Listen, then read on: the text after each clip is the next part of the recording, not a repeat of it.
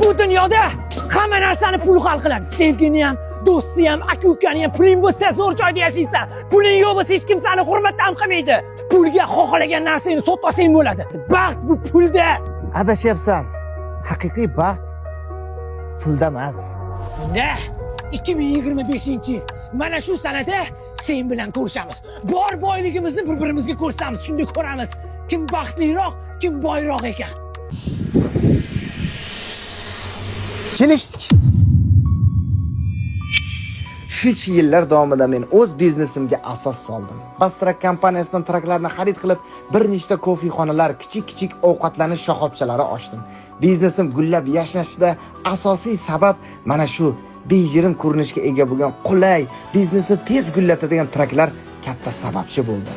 Aytgandek, bugun ana tentak o'rtog'im bilan ko'rishadigan kun. Labek shef, Mashinaning kalitini berib tur. o'zingiz mashinangizchi? Ha, beraver.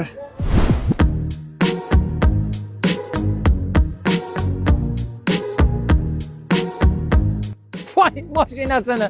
Damas. Damazda keldingmi? Damas bo'lsa nima qilibdi? Hoy, esingdami shu kun?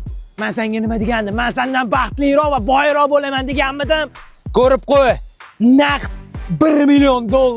Bu hali hammasi emas. Kartamda 10 baravari bor. Mashinam ham qimmatbaho. Men senga nima dedim? Bor boyliging shumi?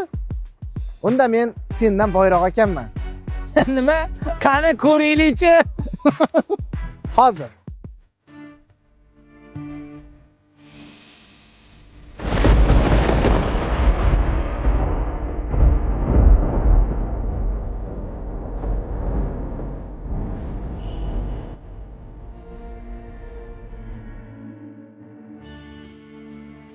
Meni fikrim hali ham o'sha.